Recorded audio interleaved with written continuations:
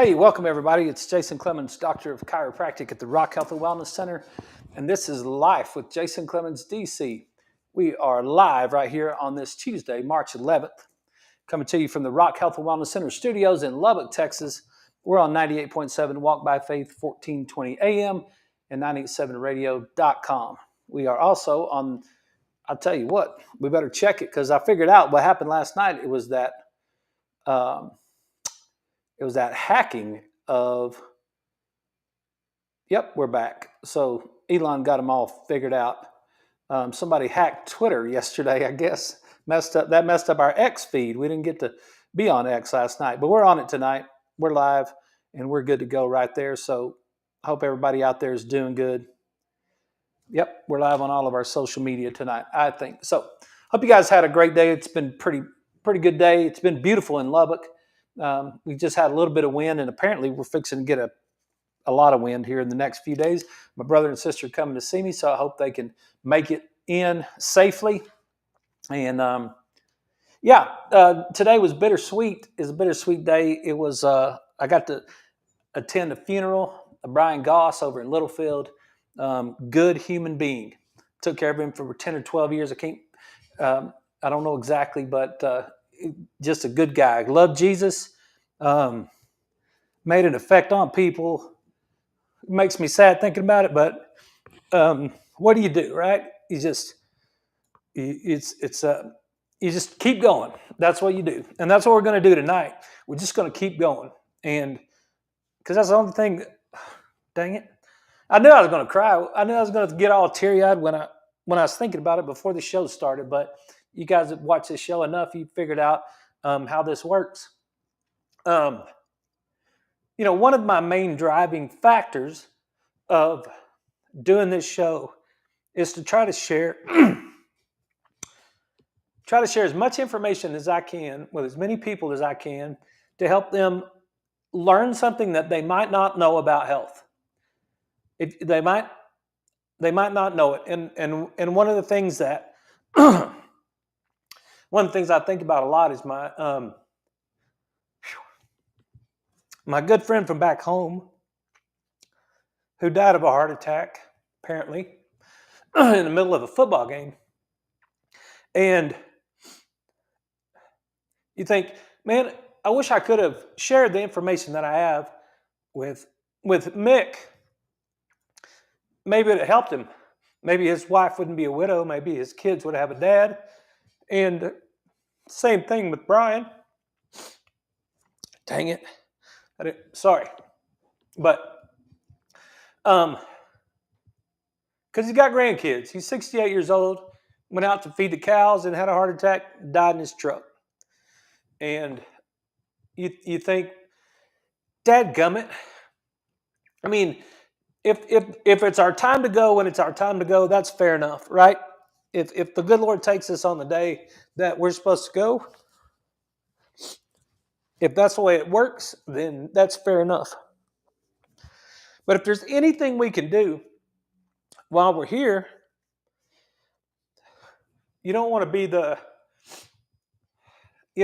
health doctor to the guy that dies of a heart attack feeding the cows. It's not what you desire for your life. So that's what we just talk about every night. We try to talk about it. And I know that you guys that are listening to it, you guys care because you listen to this horrible show and you listen to it for this long hour, and maybe you're learning something. Maybe it's helping you be better. But I don't want another person that I have the opportunity to share with. I don't want another person to die in their truck feeding their cows unless they're 150 years old or something. Like when you leave your grandkids and you have to see their daughters at the funeral and you have to see their grandkids at the funeral, it makes you kind of wonder if you could have done better. So we're doing better. Sorry, I'm fine with it. It's just sad, right?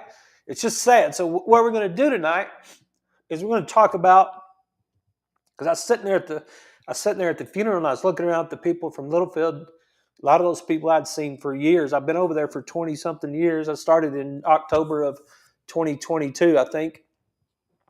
No, October of 2020. Yeah, October of 20 is when I started over there, and then I took ownership of in October of 2022. So there's a lot of people in that community that I know, and I was thinking about it when I was driving over there, and when I was driving back, because I was raised, man, can't shake it. I was raised in small towns.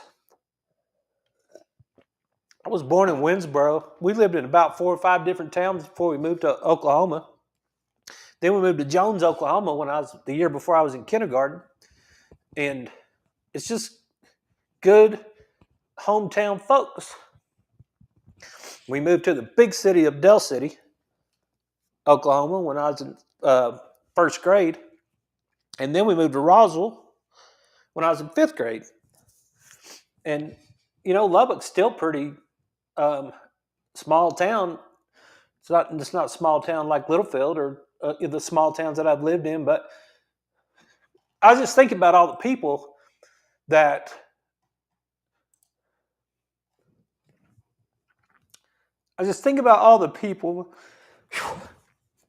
that made an impact on my life.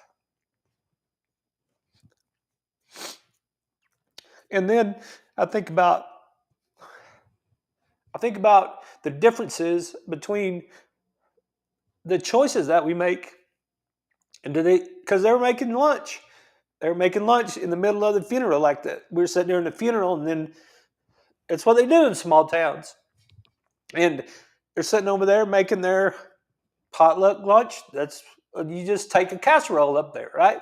Like you take a casserole, or you take a dessert, or you take something, you take some bread or something up there, and that's what we do. We do that at a funeral of a guy that died in his truck from a heart attack that probably came from atherosclerosis because of the food that he ate. And if it doesn't matter, then it doesn't matter, right? If it makes no difference what we eat, if it makes no difference, if God takes us on the day that we're supposed to go, then let's all just have a blizzard as far as I know, right? I mean, dadgum. Let's have some cookies and let's just go on down the road. But I don't think it works that way, because I think God's a God of order. And I think in the first 6 days he put things in order. And I think he showed us the way to live on the earth. And we've been corrupted, and that's a true statement. We've been corrupted by greed in the food industry in America. And it kills us. And we go on like it doesn't. And we act like that it doesn't matter. And we just have another sandwich, and we just drink another Coke, and we have another deal of chocolate chip cookies, and we just going down the road, and we act like it doesn't matter. And I'm as guilty as anybody else is. I haven't had any sugar in 3 years, but it doesn't make me any less guilty. I'm as guilty as anybody else is. And so, I don't know. I heard the old football coach from Ohio State the other day. I was watching a video on YouTube, and he said something. Jim Tressel was his name. And he said, every offseason we break it down, and we try to break it down and make it better. He said, if you did really good last year, what do you do in the offseason? You break it down and you make it better. And that's what we're going to do. We're going to think about Mick. We're going to think about Brian. And then we're going to try it. We're going to try to make it better. So, since we don't have commercials in this show, we're just going to go for it. So, let's talk about it. All right, when you're talking about food, it gets really complicated, because some people live to be old people, and they live a good life, and they make it. Leslie's grandmother was 97. She lived a good life, and she was an old person, and she had her brain the whole time, right? So you sit there and you think, well, that person drank a cherry Coke every day and didn't exercise. I never knew her to exercise ever. She played bingo. She kept her brain working a little bit, a lot. She loved crossword puzzles and bingo, and somehow she made it to 97. And then my brother-in-law dies of a brain tumor at 60.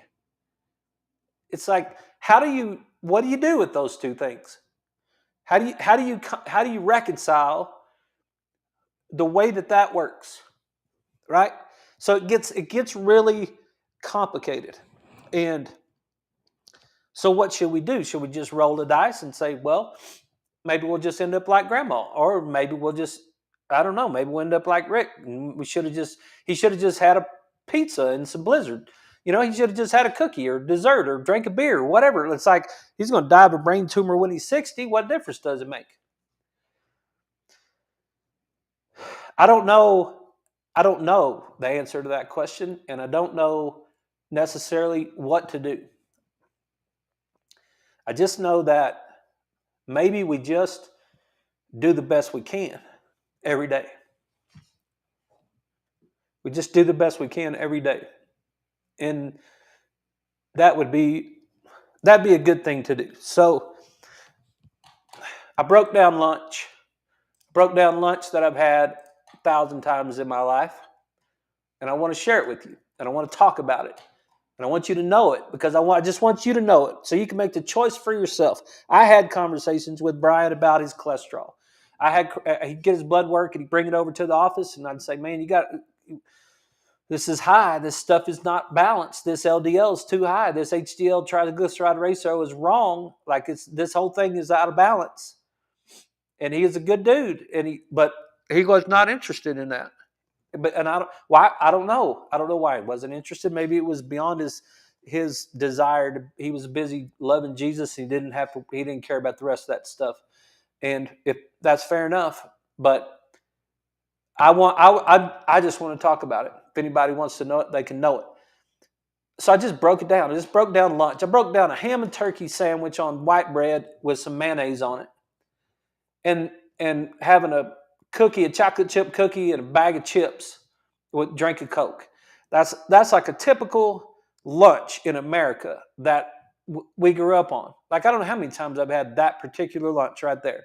A ham sandwich, a ham and turkey sandwich, put some mayonnaise on white bread, and just have some chips, and then drink a Coke or 3 while I was there. And this is based on one serving, right?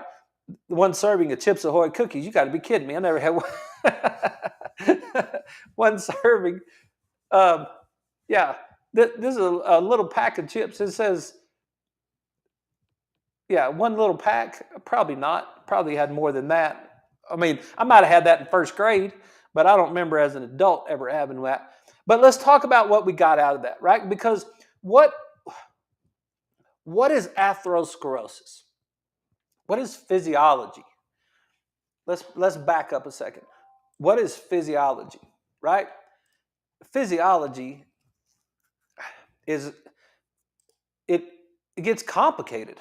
It's like when you're trying to talk about, if you just Google physiology, it just says this. Physiology is the scientific study of functions and mechanisms in a living system. A subdiscipline. It's a subunit of biology. Physiology focuses on organisms, the whole person, organ systems like cardiovascular system or nervous system, or whatever you want to look at, individual organs like your heart or your lungs or your gallbladder or whatever, your cells, and then the biomolecules carry out chemical and physical functions in a living system, and the biomolecules. So physiology is just the study of how your body works, the functions and the mechanisms of the body. So sometimes I get complicated, and I don't want to get complicated tonight. But I want to read something, because you can, I just want to point out how complicated physiology can get. And then how quickly you can you could just turn the thing off because it's like, well, this is too much, right? I'm just going to read this because I was talking. I googled what is atherosclerosis. What triggers atherosclerosis? Cardiovascular disease. I just went to Google Scholar and looked up, and I just got this article, and it said this: glucose stimulates insulin secretion by generating triggering and amplifying signals in beta cells. The triggering pathway is well characterized. It involves the following sequence of events. Now, listen to this: entry of glucose by facilitated diffusion, metabolism of glucose by oxidative glycolysis, rise in the ATP to ADP ratio, closure of the ATP sensitive potassium channels, membrane depolarization, opening of voltage operating calcium channels, calcium influx, rise in cytoplasmic free calcium concentration, and activation of excitotoxic machinery. Now, did anybody raise your hand if you understood what that meant? We got like 2 microbiologists, physiologists in the crowd that raised their hand, and the rest of us were like, it'd take me the whole weekend to break down that paragraph right there and all of the things that go on. I kind of got an idea of what that's talking about because we've talked about some of it. So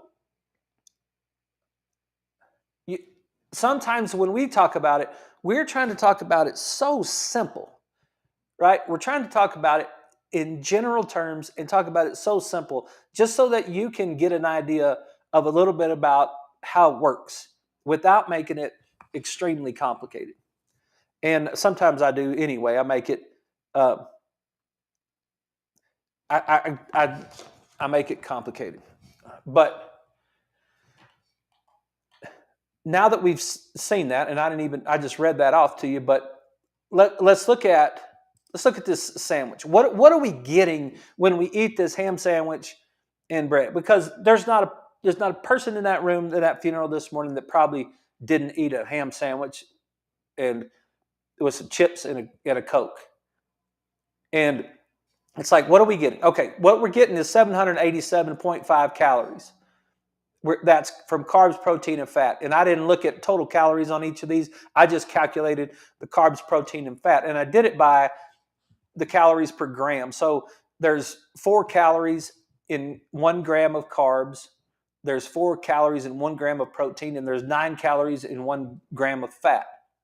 So you ended up with a breakdown that basically was this. It was the percent carbohydrate in that particular meal is 49.8%, almost 50%. The target in a healthy meal is 40% carbs. What does that mean? We're going to take the total number of calories and then we're going to break it down and we're going to say, okay, what percentage of those calories should come from carbohydrates? And a good quality diet that will last you a long time is probably going to be broken down somewhere in a 40-30-30 range. Now, if you're going to get ketogenic, meaning you're going to get rid of all of the glucose in your system, then your carbohydrate count is going to go below 10. That's the way that works. So you're really 10%. So you're really going to have to cut out those carbs if you're going to go ketogenic. But I want to show you that what this particular diet is doing is it's giving you 49%, almost 50% of carbohydrates. But what kind of carbohydrates is it giving you? It's giving you refined carbohydrates. There's every one of these items right here comes from a box or a bag or a jar, right? None of these things right here, this is not a whole food diet. There's nothing in here that has any sort of natural carbohydrate in it. There's nothing complex about any of these carbohydrates. So it's not that you're just getting 50% carbohydrates, but you're getting 50% of ultra refined carbohydrates. I mean, you could say the carbohydrates from the potato chips maybe are the most natural carbohydrate right there. but they're so simple. Remember, we talked about the glycemic index. I think it was Friday when we talked about the glycemic index. And the glycemic index is going to be how quickly does your blood sugar raise? How quick does your blood sugar go up? And because when your blood sugar goes up, then your insulin goes up. And then now we start to get blood sugar problems. And it's really, if we were to back down and say, how simple is it that we solve this cholesterol problem, this atherosclerosis problem? Okay. When we have 50% of a meal, 50% of the calories of a meal coming from refined carbohydrates or high glycemic load carbohydrates, that means our blood sugar is going to go up really fast. This particular meal has 14% protein, and the desired percentage of protein is 30%. We're way off now. Like, we've got a large reduction in the amount of protein that we need in a meal. We're at 14% instead of 30%. And then fat, we're about right, but we got the wrong fat, right? Because the fat in this particular meal is 36%, and our desired amount is 30%. But the problem with this meal right here is that all of this fat is coming from omega-6 fatty acids, or the wrong type of fats, right? We're getting the wrong fats. What do we get here? When you look at the Lay's potato chips, if you go down to the bottom of the Lay's potato chips, it says the ingredients: potatoes and vegetable oil. And then in the vegetable oil, it says sunflower, corn, and I can't remember that. Let me see that. That was, let me see. I made it so small I can't read it. Canola, yeah, and salt. It says vegetable oils: sunflower, corn, canola, and salt. Okay, there's no vegetables in that. That's not vegetable oil. Corn is a grain, and sunflower is a seed.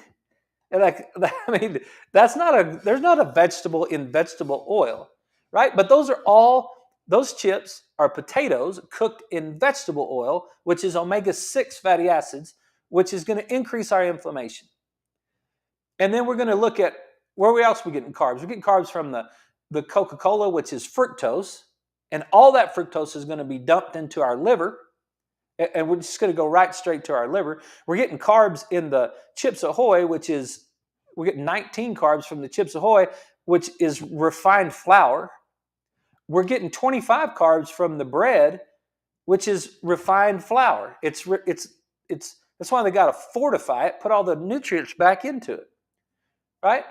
You're not going to get any carbs from the ham or the turkey, but you ever wondered how they get turkey to look like that? Like, you ever killed a turkey? You ever shot a turkey? Brian was holding a turkey up in his little video today. He had his gun and he had a turkey in his hand. And I thought later on that day, I was like, you see this turkey right here sliced up? How exactly did that turkey get sliced up to look like that from the turkey that he was holding in his hand? Like, that's processed turkey. And I don't think it is made that way. I don't think he just took a turkey breast and sliced it up into little bitty pieces and it came out like that, right? I don't think that ham came out like that either. If I was guessing, there's a process going on in both of those things. And you're not going to get any carbs from the mayonnaise, but what you're going to get from the mayonnaise is soybean oil. That's another omega-6. So now we've got the only oil. I mean, it's like, this is a high inflammatory, high glucose load, refined carbohydrate meal. And if we had that meal, we probably had cereal for breakfast. We probably are going to eat pizza for supper. And we're probably going to repeat that same thing over and over and over and over again. And eventually it's going to add up on us. It's going to get us to the point where, like, this is going to be bad. Because in this 40-30-30 breakdown, our carbohydrates need to be complex carbohydrates. If we're going to have 40% of our meal coming from carbohydrates, we need to have from vegetables. It needs to be a salad or a vegetable that's complex, that doesn't cause our blood sugar to go up fast. It doesn't. We need to control this stuff, because what we'll end up with is inflammation inside of our body, all over our body, and we'll end up with high LDL and low HDL. And we've talked about that before, and we're going to take a break. But when we get back from the break, I just want to say it again to talk about it, and I want to show you some articles about what it is that breaks it down. How do you get your LDL cholesterol high, and how do you get your LDL cholesterol to lower, and how do you get your HDL cholesterol to come up? And I know there's a lot of talk right now that it doesn't matter. Like, I see all these. There's so many videos nowadays of so many people talking about it, but it's like what they're talking about is more complicated than what we need to talk about tonight. We just need to say, look, I just want my LDLs to come down, and I want my HDLs to go up, and I want my triglycerides to come down. Those three things.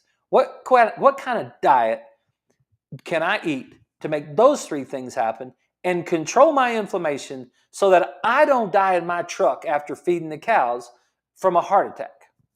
Right? All right, we got to take a break. We'll be right back. This is Life with Jason Clemmons, DC.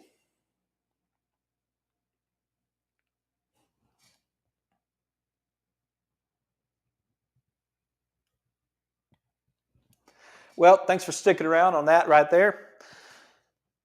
Sometimes it hits me and I can't stop it. It's like, it sucks when your people die. You know, I'm not a fan of it. I'm not a fan of it at all. And it's a constant battle to talk about health and wellness in the world full of driven by sickness. Like, and it's like you sound like a lunatic when you're talking about it. And it's like you just go to Walmart and get some groceries, or go to United and get some groceries. And I heard a guy say the other day, if there's a health food section in a grocery store, what does it make the rest of the food in the grocery store? And I thought, that's a good point right there. It's like, what are we going to do? How many, I mean, be honest, just raise your hand wherever you are. If you buy vegetable oil, like if you have vegetable oil that you cook with, raise your hand. If you're raising your hand, I ask you, why are you doing that? I would be willing to bet you in 2025, why you're doing that is because you just have not stopped. You haven't stopped long enough to just think about, why am I doing that? I'm doing it because everybody else I know does it. I'm doing it because mom and them did it. I did it because my aunt and uncles and my cousins and everybody I know cooks with. What are you talking about?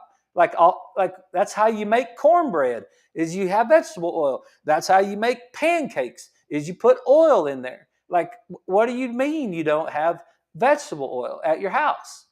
Like, how does it work then? But we'll go to the store and we'll buy a 24 pack or 12 pack of Cokes, and we'll buy some vegetable oil, and we'll buy some Lay's potato chips, and then we'll come home and we'll have this stuff, and then we just don't think. We just don't stop and think. And I think some of us, I know that, like my man Mick didn't think about that. He didn't think about that at all. And part of the deal was he didn't have any money. And so it was difficult because he didn't have any money, because he couldn't figure out how to eat with no money. And it's like,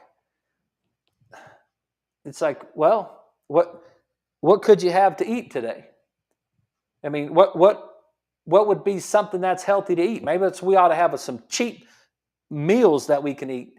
One of the things you could do is fast a little bit. Yeah. Hang on, let me get us back on. Okay, everybody, we're back. This is Life with Jason Clemmons, DC. We got past the first half of that show, so thank you for sticking around.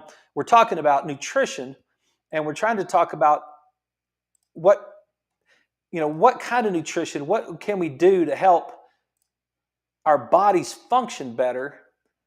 And we broke this one down a while back, which is it's fructose metabolism. And I don't want to get into it tonight. I don't want to get into the complicated part of it, but that's the liver right there. And that's what happens to that Coca-Cola.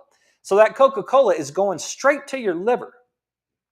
All the calories from that Coke is going to your liver. And when I was drinking Cokes 27 years ago, before Jacob was born, when I was drinking Cokes, there was almost never a time that I can remember that I would drink one 12-ounce can of Coke at a time.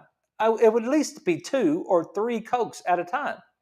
Like you could drink a can in like 3 swallows or something, right? So if you're going to sit down and eat lunch and you're drinking Coke, it's like you're going to drink it and that's all going to go to your liver. And the thing that's going to happen is it's going to end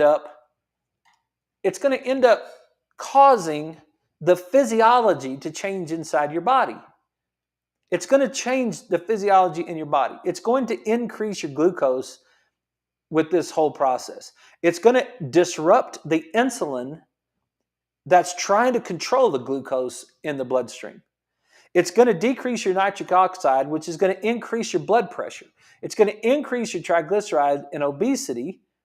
We're going to get a free fatty liver problem, and we're going to have free fatty problem in our muscles. So we're going to start to get fat deposits inside our muscle tissue. And you can see that on MRI. You can do an MRI on people's low back. And those low back muscles that are supposed to stabilize us when we want to go pick up something, when we want to work in the yard, when we want to cut down a tree, when we want to go do whatever it is that we're going to go do, we need those back muscles to be stabilizing us.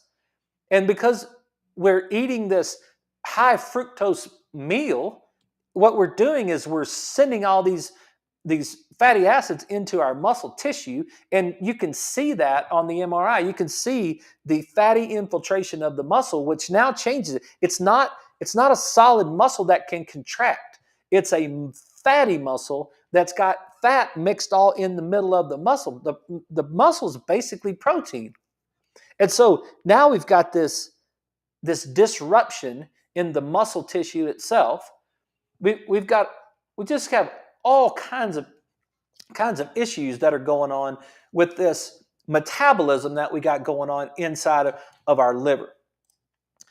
And when we look at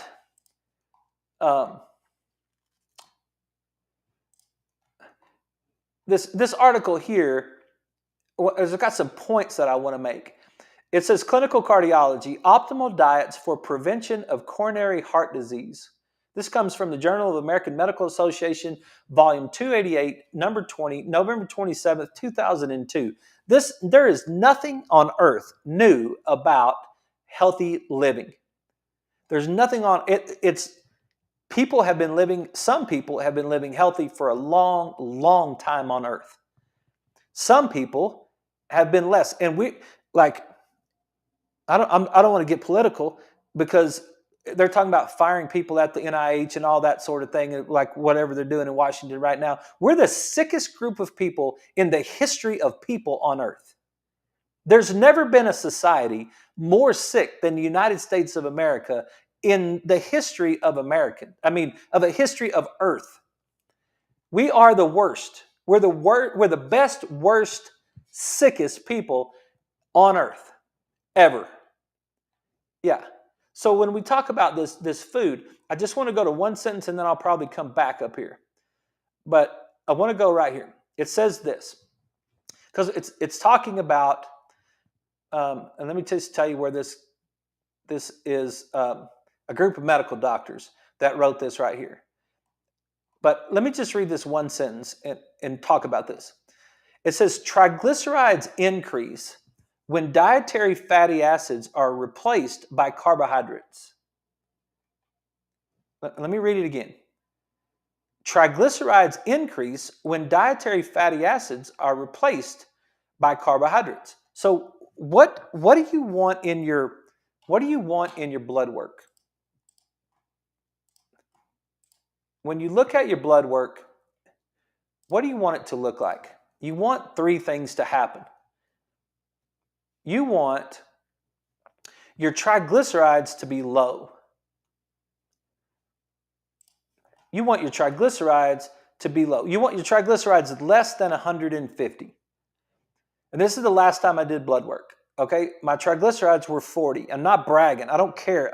It's not about that. Okay, I'm not beating my chest. Nothing. I'm simply trying to show you what happens in a diet, because you might look at your blood work.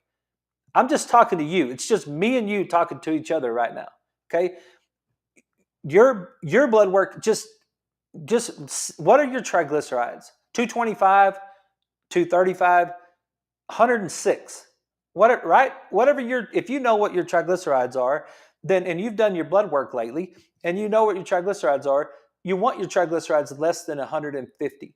Now, if we go back to what the article says, it says this: triglycerides increase when dietary fatty acids are replaced by carbohydrates. Okay, why is that the case? Because what else do you want?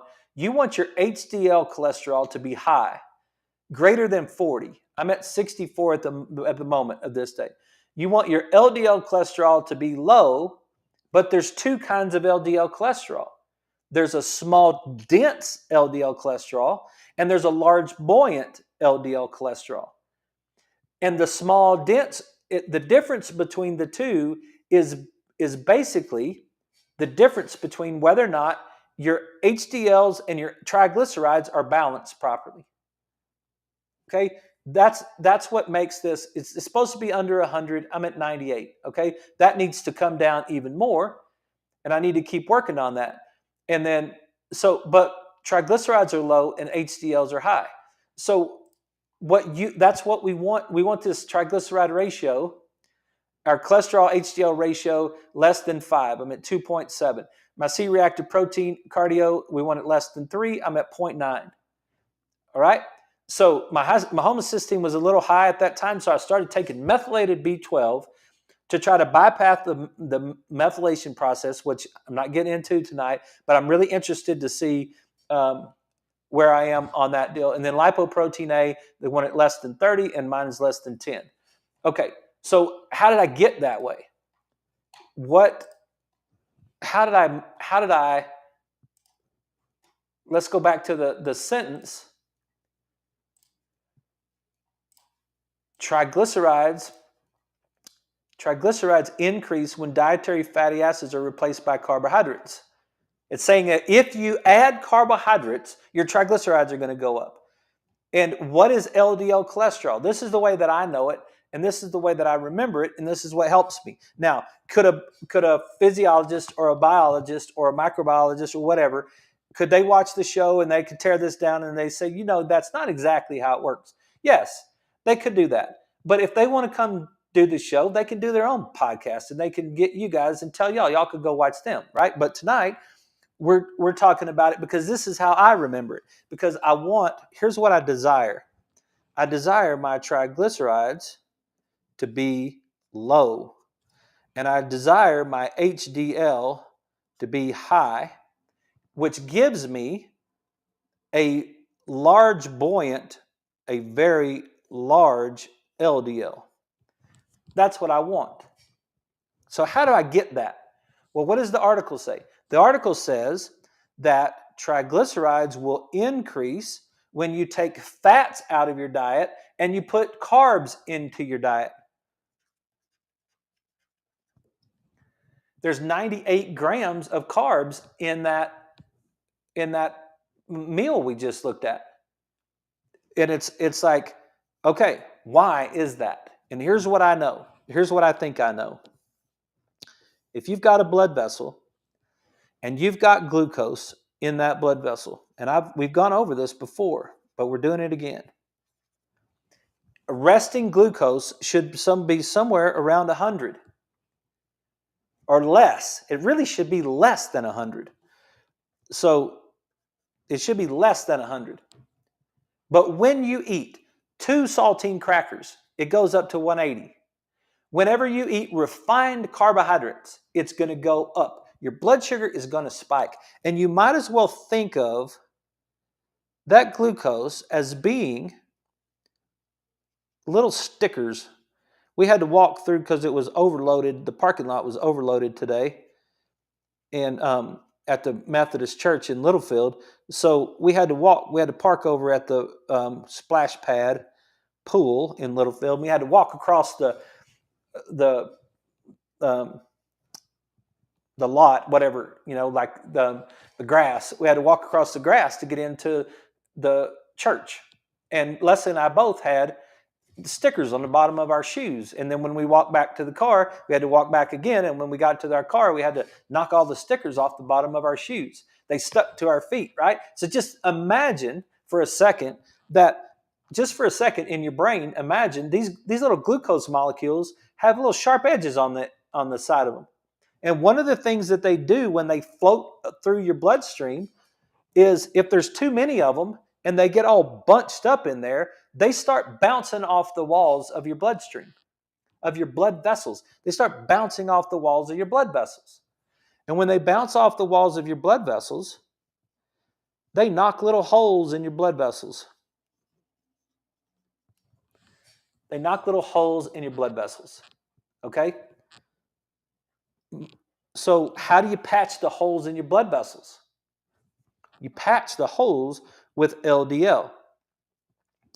You patch the holes with small LDL. So if I needed a truck to carry my LDL out, to put the LDL out there, and I had to get it on out there, what would I carry it with? I'd carry it with my triglycerides. That's the way I think about it in my brain. My triglyceride is my truck that carries the LDL. So if I have an increased amount of damage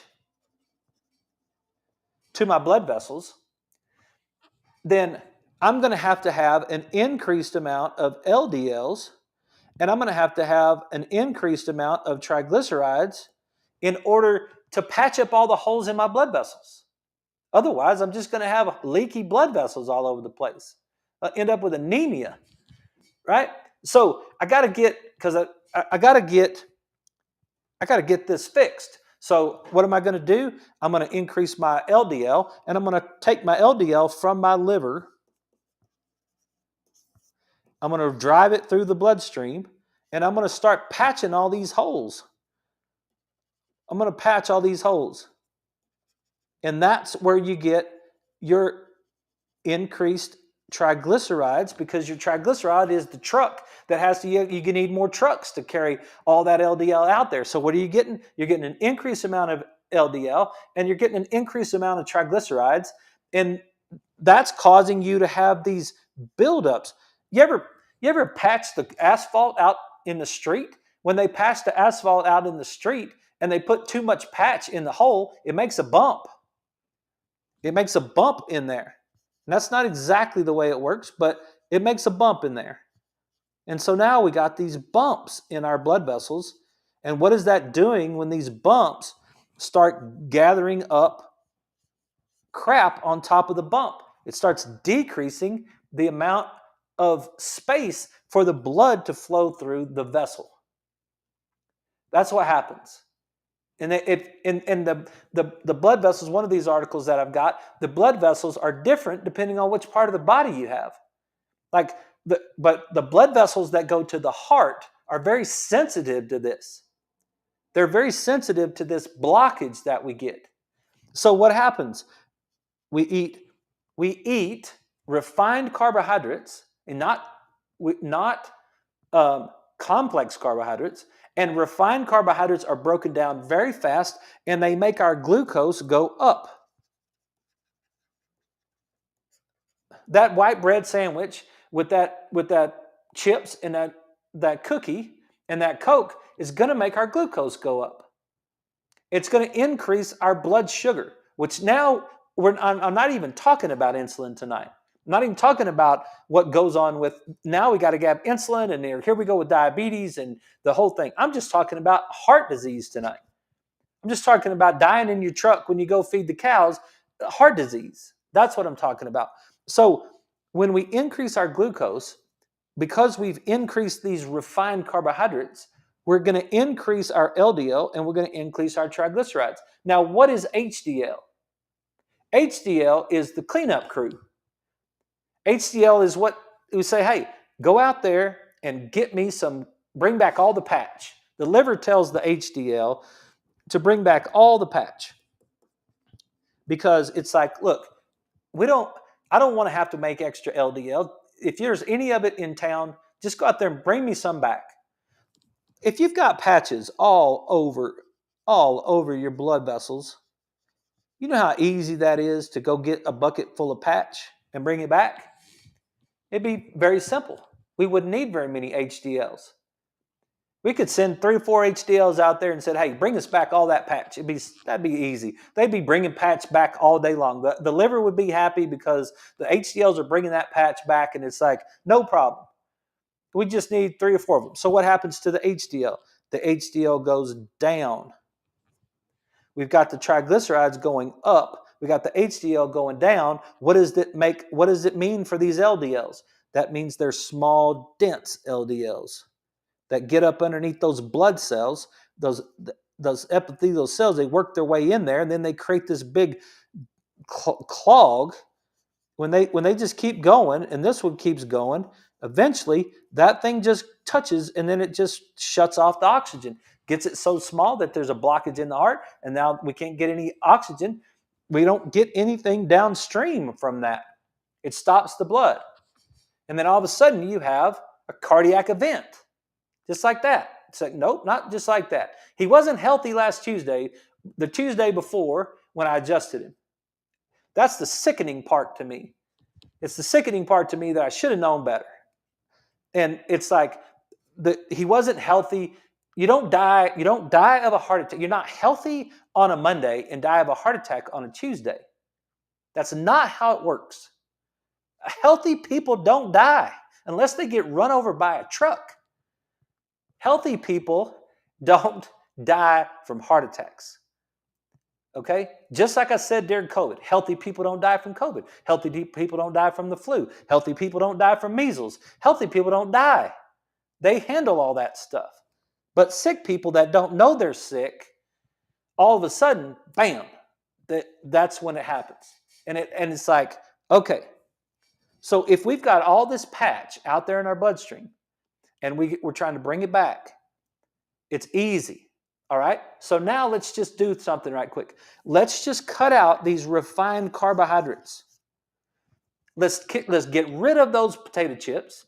Let's get rid of those cookies. Let's get rid of all that soda. Let's get rid of all that bread.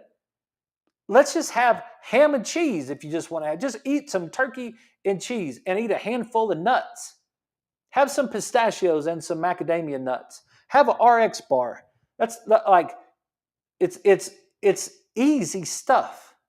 Get a salad and go get some Primal Kitchen dressing. They make it out of avocado oil, not out of soybean oil. And then now you got avocado oil, which is a good fat, instead of soybean oil, which is a bad fat. And I'm not talking trash about soybean farmers. I'm talking about oil, right? It's like, what is canola? I looked that up today. What is canola oil? Canola is rapeseed. Comes from a rape plant. Who makes rapeseed? I don't even know. I'm not even stepping on anybody's toes in America. It's like Canada's the one they're the number one producers of the rapeseed. China's second. India's third. France, Australia, Germany, Poland, Ukraine. We have to basically import all of our canola oil. If according to the ones who make the most canola oil, right? We got to bring it into the United States to poison us. That doesn't even make any sense. Like we need to stop. We need to stop that. But so we're going to replace it. We're going to replace this meal with a meal that is high in protein and fat, good fat, and we're going to make sure that we have complex carbohydrates. We're going to make sure that we're not eating refined carbohydrates. We're staying away from those. We're going to eat complex carbohydrates. So what is going to happen in this whole scenario when that happens? Okay, the first thing that's going to happen is my glucose level is going to go down. So now I don't have all these glucose. I don't have all these glucose molecules in here. Here, let me just erase all that and we'll start over. Now, my glucose is going to go down.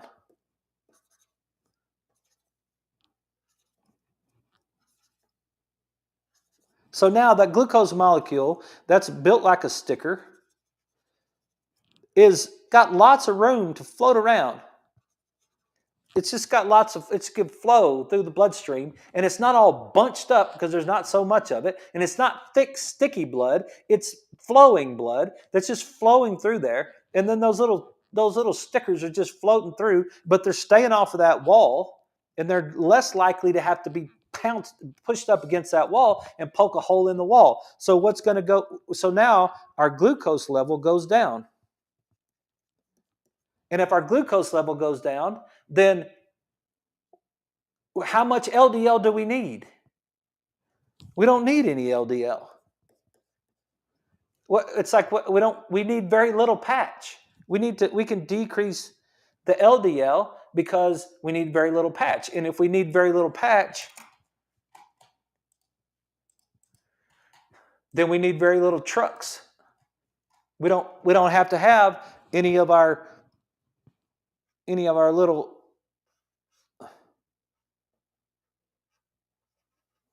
I'm not a good truck driver, but we don't need any of our triglyceride trucks to carry our LDL. So what's going to go on with our triglycerides? They're going to go down. So now we've dropped our LDL and we've dropped our triglycerides, and then what can we do? The liver is going to say, I want every single HDL in this place. The liver is going to say, give me, I want every one of you HDL, all of you. Get out there and find me some patch. I'm not making any more patch today. So I want all of you. I don't want 3 of you. I want all of you out there in the bloodstream to pick up the patch and bring it back. So what's going to happen to the HDL? It's going to go up. And what are we going to get? Our big LDL. And that decreases our chances of coronary artery disease or any sort of heart attack. That's one of the things that can do that. And in the process of doing that, and if you just take your fish oil, the process of that is going to decrease your inflammation, because it's really hard to be inflamed if you're not eating all that refined carbohydrate. If you're eating complex carbohydrates and grass-fed animals and vegetables and nuts and berries over fruit, if you eat that, it's really hard to create inflammation, which is the other big deal that goes along with this cardiovascular disease. It's like we can stop this clogging of this artery by eating complex carbohydrates and keeping our glucose level low. So what are the two things? What are the two things that we always talk about on our show? We talk about, number one, control your insulin. How do you control your insulin? You keep your glucose down. That's number one. And what's the number two? Balance your 6:3 ratio to keep your inflammation down. Like those two things, there's so much literature. There's so many things and I don't even think it's about literature. Like I've got so many articles open that um, blood levels of long chain fatty acids, omega-3 fatty acids, and the risk of sudden death. Like comes from the New England Journal of Medicine. That there's an article right there. Consumption of olive oil and risk of total cause specific mortality in U.S. adults. Journal of the American College of Cardiology. Early protection against sudden death by omega-3 polyunsaturated fatty acids in myocardial infarction. This comes from Circulation, 2002. The statin here's the deal. When you go to your doctor and your doctor tells you your cholesterol is high, you need a statin drug. He's probably not going to tell you about the increased risk of neuropathy in your feet when you consume your statin drug. And maybe we'll talk about that tomorrow because we're out of time for tonight. Hey, thank you guys for watching the show. Sorry about the emotion at the beginning of the show, but it's real. It's life. It's how it works. So you guys have a great night. If I can help you, please let me know. And otherwise, I'll see you guys tomorrow night at 6.